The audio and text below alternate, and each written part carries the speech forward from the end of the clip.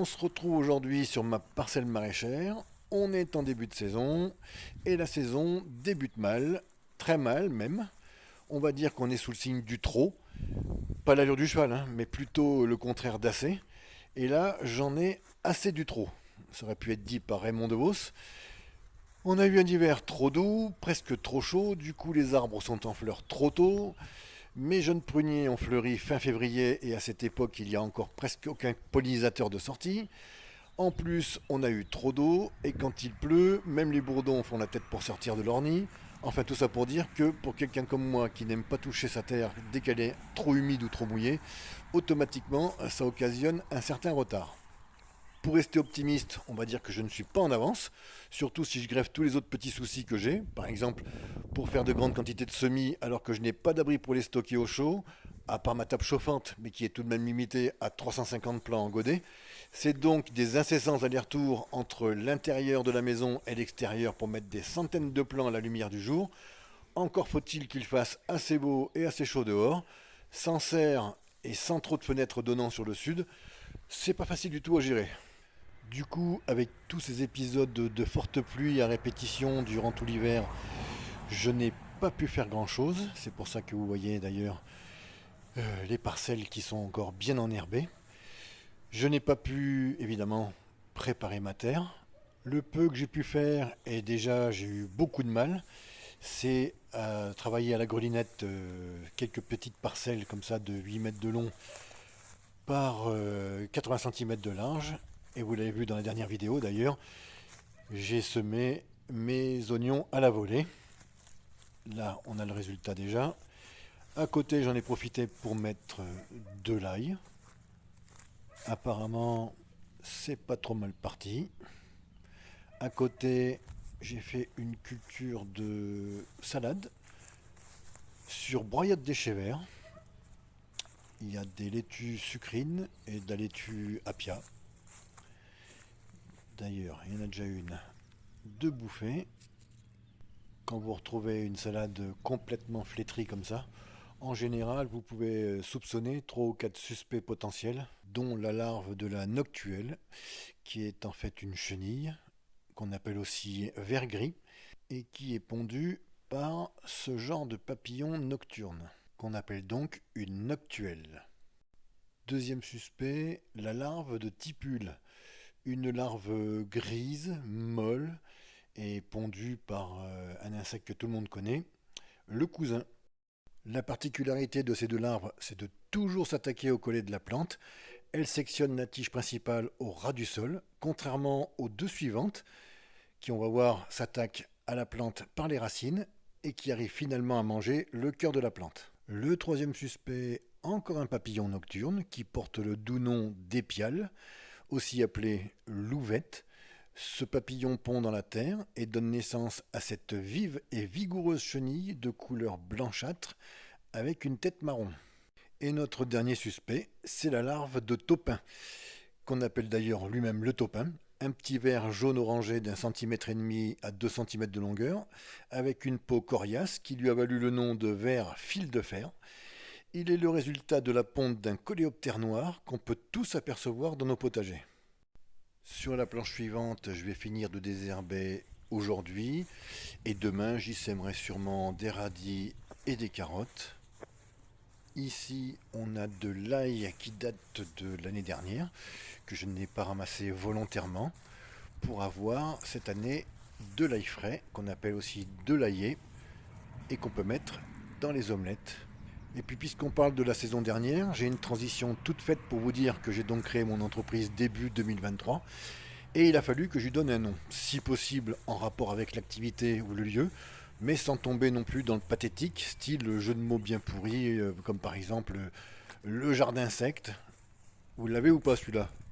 Le jardin secte ou le jardin secte? Ou encore un truc d'une banalité sans nom, dans le genre au paradis des légumes. Moi je voulais un nom simple, qui m'est d'ailleurs venu rapidement à l'esprit et sans vraiment chercher longtemps, et du coup ça s'appelle le jardin de mai. Alors mai pour plusieurs raisons.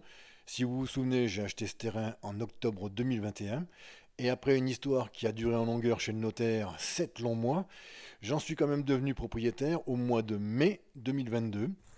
Et puis le mois de mai, pour un jardinier, ça reste quand même le mois où on a les plus grosses plantations à faire. Et enfin mai, puisque c'est tout bêtement le mois de mon anniversaire. On arrive gentiment sur tout ce qui me reste en poireaux. Il y en a bien encore 300 ou 400. Je pense que je vais les donner à mes clients avant qu'ils montent en graines. Et là, un semis de mâche en pleine terre que j'ai fait en automne. Alors on le voit, c'est pas terrible, ça a poussé, mais ça a jauni. C'est très facile à comprendre puisqu'il a beaucoup plu et ça n'a jamais poussé en vrai. On le voit que ça a bien plu d'ailleurs sur le filet anti-insectes, hein, vous voyez la trace marron, c'est tout bêtement l'eau, hein, le niveau de l'eau. J'ai été inondé plusieurs fois cet hiver, je vous ferai une vidéo là-dessus d'ailleurs. À la première inondation début novembre, j'ai publié l'info sur mon compte Instagram et sur ma page Facebook. Et puis à la deuxième inondation, j'ai pensé qu'il était inutile d'en reparler, parce qu'il n'y a rien de plus lassant que de voir une étendue d'eau recouvrant un sol. Il y avait un véritable lac à la place de mon terrain. Et puis je ne vous cache pas qu'à partir de la troisième inondation, ça devient une habitude, donc on n'y prête même plus attention, sauf que ça empêche quand même de rentrer dans sa parcelle et d'y bosser. Fin octobre, j'ai quand même réussi in extremis à planter une deuxième série d'arbres fruitiers avant la première inondation. La première série que j'avais plantée en avril-mai 2023 se porte plutôt bien, on le voit ici, hein. Il y a déjà des fleurs sur ce petit poirier, un poirier conférence. J'ai la vidéo de cette plantation dans mes cartons, il faut juste que je trouve le temps de la monter pour la publier. Vous verrez, j'ai utilisé une méthode, ou plutôt un produit naturel mais très original. Le cognacier, j'ai pas marqué la variété, je crois que c'est un gros du Portugal, si mes souvenirs sont bons. Ici on s'approche de la deuxième série, donc celle du mois d'octobre. J'ai mis des nectariniers, deux. Ils sont en fleurs d'ailleurs. Ça c'en est un autre. Un petit peu plus en retard. Les autres sont au fond, il y a deux pêchers et deux abricotiers. Ici c'est la bâche que j'ai récupérée de ma piscine, ce que j'appelle la piscine. Alors le pêcher et les abricotiers sont là-bas. On les voit un petit peu. Voilà, deux pêchers, deux abricotiers. Ma piscine, la voilà. C'est ce que l'ancien propriétaire avait fait creuser.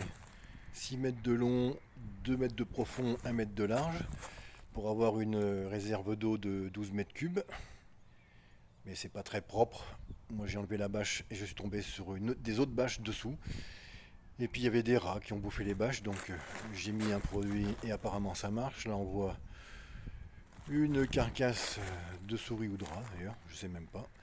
C'est pas très beau, c'est un endroit que j'ai envie d'embellir, donc je vais faire mon possible pour ça. Ici, un des trois cerisiers que j'ai planté en avril-mai, des petits arbres d'un mètre 50, qui font maintenant 20 cm tous à peu près de plus. Un petit, là c'est un poirier, et c'est un poirier Williams, me semble-t-il. Oui, c'est ça. Alors, c'est un petit peu anecdotique, mais cet été, j'ai eu quelques fruits. Bon, j'ai eu deux cerises, je crois, une dizaine de petites prunes, deux ou trois kakis et deux ou trois pommes. Quelques personnes m'ont dit qu'il ne fallait pas laisser fructifier des très jeunes arbres comme ça les empêchait de grandir. L'arbre ne sait pas faire autre chose que soit grandir ou soit faire des fruits, mais pas les deux en même temps. Pour l'instant, on va dire que j'ai pas assez de connaissances sur les arbres fruitiers, donc j'écoute et j'apprends. Incroyable comme ça grandit vite. Je l'ai eu, il faisait 1,50 m celui-là. Là, vous avez 1,80 m à peu près, et il est au moins 20 cm au-dessus. Il a pris au minimum 40 cm dans l'année. Et puis le problème majeur qui m'a occupé une bonne partie de la saison dernière, me faire livrer du broyat de bois par la plateforme locale. Je résume un peu l'affaire, je prends contact en tant que professionnel avec la plateforme m'envoie un devis que j'accepte pour un camion de 10 tonnes de broyat, mais ils s'aperçoivent au dernier moment que mon chemin n'est pas carrossable et donc ne veulent plus me livrer. Donc cette année j'ai pris les devants et j'ai trouvé un élagueur du coin qui me dépose gratuitement le broyat qu'il récupère de ses chantiers. Et lui au moins, il chipote pas pour mettre les roues de son camion dans un chemin enherbé, la preuve. Ça, c'est de l'ail éléphant que j'ai planté avant de devenir propriétaire du terrain en octobre 2021. J'y ai pas touché depuis. Et puis à côté, on a encore de l'ail que je vais bientôt distribuer gratuitement à mes clients. Voilà où j'en suis en cette fin février 2024. On voit qu'avec toute l'eau qui est tombée, je suis bien en retard. Pas grand chose n'a avancé. La terre, après toute cette eau et quelques jours de soleil, ça craquelle de partout. Très dur en surface. Une croûte de quelques millimètres. Un sol limoneux et argileux, mais qui garde quand même l'humidité sous la croûte justement. La terre est encore humide et on voit que la structure du sol est quand même plus que convenable. Ça se délite bien, il y a une bonne granulométrie.